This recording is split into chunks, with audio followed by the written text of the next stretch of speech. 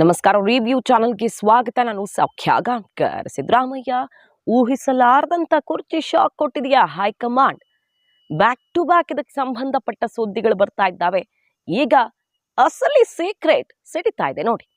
ಏನಾಗ್ತಾ ಇದೆ, ಸಿದ್ದು ಟೀಮ್ ಏನ್ ತಯಾರಿ ಮಾಡ್ಕೊಳ್ತಾ ಇದೆ, ಕುರ್ಚಿ ಅಧಿಕಾರ ಹಂಚಿಕೆಗೆ ಸಂಬಂಧಪಟ್ಟಂತೆ ನಡೆದಿರೋದು ಏನು, ಸಿಗ್ತಿರೋ ಸುಳಿವು ಮಾಹಿತಿ ಮುಂದೆ ಇಡ್ತಾ ಇದೀವಿ. ಮಿಸ್ ಮಾಡಿದ್ರೆ ನಮ್ಮ ಚಾನಲ್ನ ಸಬ್ಸ್ಕ್ರೈಬ್ ಮಾಡಿ, ಹಾಗೆ ನಿಮ್ಮ ಅಭಿಪ್ರಾಯ ಕಮೆಂಟ್ ಮಾಡಿ ತಿಳಿಸಿ. ಎಸ್ ವೀಕ್ಷಕರೇ, ಇತ್ತೀಚಿನ ದಿನಗಳಲ್ಲಿ ಸುಮಾರು ಟ್ರೇಲರ್ಗಳು ಸಿಕ್ಕವು. ಗುಬ್ಬಿ ಶ್ರೀನಿವಾಸ್ ಅವರು ಹೇಳಿದ್ದು 20ಕ್ಕಿಂತ ಹೆಚ್ಚು ಸ್ಥಾನಗಳು ಬರದೆ ಹೋದ್ರೆ ಸಿದ್ದರಾಮಯ್ಯನವರು ಕುರ್ಚಿ ಬಿಡಬೇಕಾಗಿ ಬರುತ್ತೆ ಅನ್ನೋ ನೇರವಾದ ವಿಚಾರವನ್ನೇ ಹೇಳಿದ್ರು ಅವರು. ಆಮೇಲೆ ಅದಕ್ಕೆ ಡ್ಯಾಮೇಜ್ ಕಂಟ್ರೋಲ್ ಸ್ಟೇಟ್ಮೆಂಟ್ಗಳಾದವು ಅಷ್ಟೇ. ಮೊನ್ನೆ ಅಷ್ಟೇ ಸಿದ್ದರಾಮಯ್ಯನವರೇ ವರುಣಾದಲ್ಲಿ ನಾನು ಇರಬೇಕೋ ಬೇಡವೋ, ನಾನು ಇರಬೇಕಂದ್ರೆ ನನ್ನ ತವರಿನ ಪ್ರತಿಷ್ಠೆ ಇದು, ಗೆಲ್ಲಿಸ್ಕೊಡಿ 2 ಕ್ಷೇತ್ರಗಳು ಚಾಮರಾಜನಗರ ಮತ್ತು ಮೈಸೂರು, ಗೆಲುವು ಆಗಲೇಬೇಕು, ನಾನು ಉಳ್ಕೊಳ್ಬೇಕಂದ್ರೆ ಅನ್ನುವಂಥ ಸಂದೇಶವನ್ನು ಕೊಟ್ಟರು. ಸುಮಾರು ನಾಯಕರ ಬಾಯಲ್ಲಿ ಇಂಥ ಹೇಳಿಕೆಗಳು ಬರ್ತಾ ಇದ್ದಾವೆ. ಮೊನ್ನೆ ಅಷ್ಟೇ ಡಿ ಕೆ ಶಿವಕುಮಾರ್ ಅವರು ತಮಾಷೆ ಮಾಡ್ತಾ, ಕಾರ್ಯಕರ್ತರು ಕೂತ್ಕೊಳ್ತಾ ಇಲ್ಲ, ಕುರ್ಚಿ ಇದ್ರು ಕೂತ್ಕೊಳ್ತಿಲ್ವಲ್ಲ, ನಾವು ನೋಡಿದ್ರೆ ಇಲ್ಲಿ ಕುರ್ಚಿಗಾಗಿ ಎಷ್ಟೆಲ್ಲ ಪ್ರಯತ್ನ ಮಾಡ್ತಿದ್ದೀವಿ, ನೀವು ನೋಡಿದ್ರೆ ಇರೋ ಕುರ್ಚಿ ಬಿಡ್ತಿದ್ದೀರಲ್ಲ ಅಂತ ತಮಾಷೆ ಮಾಡಿದ್ರು. ಅಷ್ಟೇ ಅಲ್ಲ, ಇನ್ನೊಂದು ಕಡೆ ನನ್ನನ್ನು ನಂಬಿಕೊಂಡಿದೆ ಒಕ್ಕಲಿಗ ಸಮುದಾಯ, ನಿಮ್ಮ ನಿರೀಕ್ಷೆಯನ್ನು ಸುಳ್ಳು ಮಾಡಲ್ಲ, ನಿಮ್ಮ ನಿರೀಕ್ಷೆ ನಿಜವಾಗೇ ಆಗತ್ತೆ ಅಂತ ಹೇಳುವ ಮೂಲಕ ಮುಖ್ಯಮಂತ್ರಿ ಕುರ್ಚಿಯಲ್ಲಿ ನಾನು ಕೂರಲಿದ್ದೇನೆ ಅನ್ನುವಂಥ ಸುಳಿವನ್ನು ಕೊಟ್ಟರು. ಇಷ್ಟೆಲ್ಲ ಆಗ್ತಾ ಇದೆ. ಒಕ್ಕಲಿಗ ಕಾರ್ಡ್ ಪ್ಲೇ ಮಾಡ್ತಿದ್ದಾರೆ ಅವರು. ಈಗ ನೋಡಿ, ಕೊಪ್ಪಳದಿಂದ ಬರ್ತಿರುವ ಅಂಥದ್ದೇ ಒಂದು ಸುದ್ದಿ ಮತ್ತು ಈಗ ಅಸಲಿ ಲೆಕ್ಕಾಚಾರ ಏನು ಅನ್ನೋದು ರಿವೀಲ್ ಆಗ್ತಾ ಇದೆ.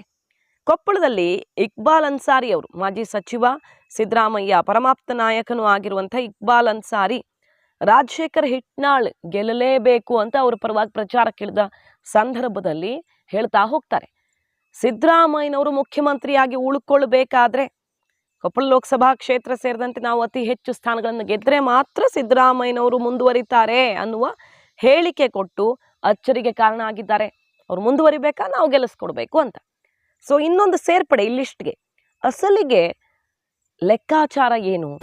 ಎಲ್ಲರ ಹತ್ರ ಹೋದಾಗ ಕಾಂಗ್ರೆಸ್ ಪಕ್ಷಕ್ಕೆ, ಕಾಂಗ್ರೆಸ್ ಪಕ್ಷದ ಚಿಹ್ನೆಗೆ ಮತ ಹಾಕಿ ರಾಜಶೇಖರ್ ಹಿಟ್ನಾಳ್ ಅವರು ಗೆಲ್ಸ್ಕೊಂಡು ತಗೊಂಡ್ಬನ್ನಿ, ಮಾನ್ಯ ಸಿದ್ದರಾಮಯ್ಯನವರಿಗೆ ಮುಖ್ಯಮಂತ್ರಿಯನ್ನಾಗಿ ನಾವು ಮುಂದುವರಿಸಬೇಕಾಗಿದೆ.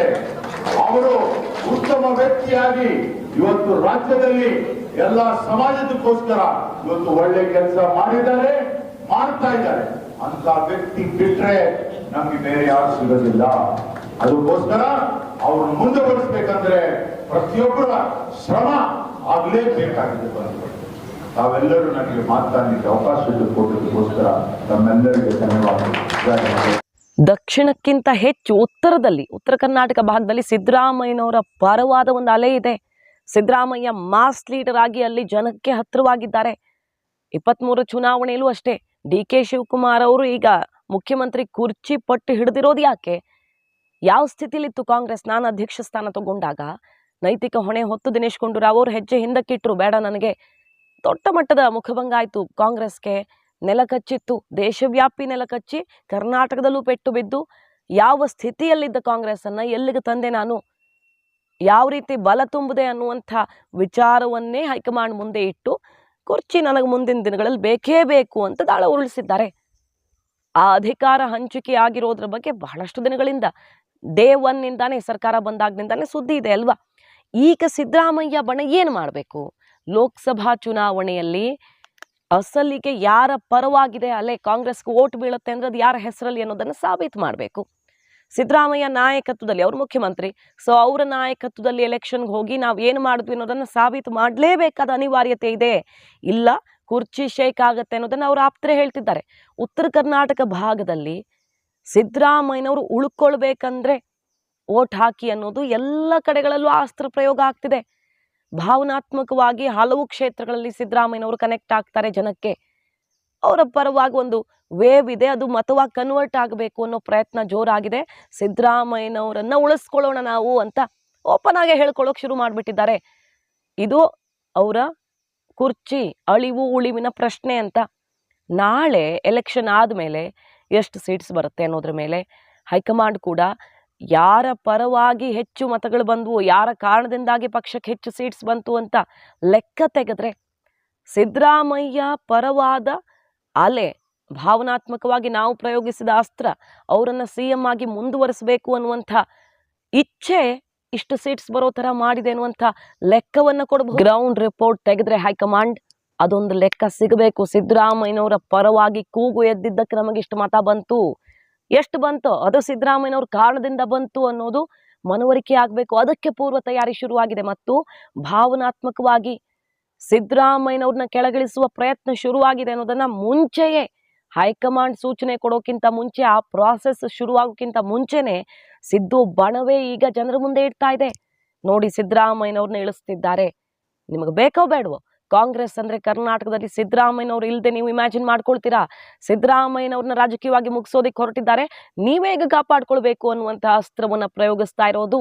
ಅವರು ಪರವಾಗಿ ಒಂದು ಕೂಗು ಎದ್ರೆ ಜನರ ಮಾತನ್ನ ಯಾರೂ ಧಿಕ್ಕರಿಸೋಕಾಗಲ್ಲ ಅನ್ನೋ ಕಾರಣಕ್ಕೆ ಎಲೆಕ್ಷನ್ ಆದ ಮೇಲೂ ಕೂಡ ಸಿದ್ದರಾಮಯ್ಯನವರು ಬೇಕು ಅನ್ನುವಂಥ ಕೂಗು ಹೇಳುವಂತೆ ಈಗಲೇ ವೇದಿಕೆಯನ್ನು ರೆಡಿ ಮಾಡ್ತಾ ಇದೆ ಸಿದ್ದು ಬಣ ಅನ್ನೋದು ವೆರಿ ಕ್ಲಿಯರ್. ಯಡಿಯೂರಪ್ಪನವ್ರ ವಿಚಾರದಲ್ಲಿ ಏನಾಯ್ತು, ಬಿಜೆಪಿಯಲ್ಲಿ ಏಕಾಏಕಿ ಹೈಕಮಾಂಡ್ ನಾಯಕರು ಹೆಚ್ಚಿನ ಸುಳಿವು ಕೊಡದೆ, ಅಲ್ಲೊಂದು ಇಲ್ಲೊಂದು ಯತ್ನಾಳ ರೀತಿಯ ಸ್ಟೇಟ್ಮೆಂಟ್ಗಳು ಬರ್ತಿತ್ತು, ಬಿಟ್ರೆ ಹೆಚ್ಚಿನ ಸುಳಿವು ಸಿಗದೆ ದಿಢೀರಂತ ಪ್ರಾಸೆಸ್ ಆಗೋಯ್ತು. ಆದರೆ ಮುಂದೇನಾಗತ್ತೆ ಅನ್ನೋದನ್ನ ಅರಿತು ಸಿದ್ದರಾಮಯ್ಯ ಬಣ ಈಗಲೇ ಒಂದು ಮೂಡ್ ಸೆಟ್ ಮಾಡ್ತಿದೆ. ನೋಡಿ, ಇಂಥದ್ದಾಗೋದಿದೆ, ಉಳಿಸ್ಕೊಳ್ಳೋಣ ನಾವೆಲ್ಲ ಹಿಂದ ವರ್ಗದವ್ರು ಸೇರ್ಕೊಂಡು ಅಂತ. ಅದರಲ್ಲೂ ಉತ್ತರ ಕರ್ನಾಟಕದಲ್ಲಿ ಕುರುಬರ ಸಂಖ್ಯೆ, ದಲಿತರು, ಹಿಂದುಳಿದವರು ಎಲ್ಲ ದೊಡ್ಡ ಸಂಖ್ಯೆಯಲ್ಲಿರೋದ್ರಿಂದ ಅಲ್ಲೊಂದು ಕಿಡಿ ಹೊತ್ತಿಸುವ ಕೆಲಸ ಸಿದ್ದರಾಮಯ್ಯನವರ ಪರವಾಗಿ ದೊಡ್ಡ ಮಟ್ಟದ ಶಕ್ತಿಯನ್ನು ಒಗ್ಗೂಡಿಸುವ ಕೆಲಸ ಶುರುವಾಗ್ಬಿಟ್ಟಿದೆ. ಎಲ್ಲ ಕಡೆಗಳಲ್ಲೂ ಸಿದ್ದು ಬಣ ಪ್ರಚಾರದಲ್ಲಿ ಸಿದ್ದರಾಮಯ್ಯನವ್ರನ್ನ ಉಳಿಸ್ಕೊಳ್ಳೋಣ ಅನ್ನುವ ವಿಷಯವನ್ನೇ ಪ್ರಮುಖವಾಗಿ ಮುಂಚೂಣಿಗೆ ತರ್ತಾ ಇರೋದು ಕ್ಲಿಯರ್ ಆಗಿ ಗೊತ್ತಾಗ್ತಿದೆ. ಸಿದ್ದರಾಮಯ್ಯನವ್ರ ವಿಚಾರದಲ್ಲಿ ಹೈಕಮಾಂಡ್ ಏನು ಮಾಡೋದಕ್ಕೆ ಹೊರಟಿದೆ ಅನ್ನೋದು. So high command DK Shivakumar shock ಮೇಲೆ ಶಾಕ್ ಕೊಡ್ತಾ ಇದ್ರೆ, ಸಿದ್ದರಾಮಯ್ಯ ಬಣದ ಸ್ಟ್ರಾಟಜಿಯೇ ಬೇರೆ ಇದೆ. ಎಲೆಕ್ಷನ್ ಮುಗಿತಾ ಇದ್ದ ಹಾಗೆ ರಣರೋಚಕ ತಿರುವು ಸಿಗೋದು ಫಿಕ್ಸ್ ಕೈಪಾಳ್ಯದಲ್ಲಿ. ಮಾಹಿತಿ ನಿಮ್ಗೆ ಇಷ್ಟ ಆಗಿದ್ರೆ ಮಿಸ್ ಮಾಡಿದ್ರೆ ನಮ್ಮ ಚಾನಲ್ನ ಸಬ್ಸ್ಕ್ರೈಬ್ ಮಾಡಿ, ಹಾಗೆ ನಿಮ್ಮ ಅಭಿಪ್ರಾಯ ಕಮೆಂಟ್ ಮಾಡಿ ತಿಳಿಸಿ. Thank you.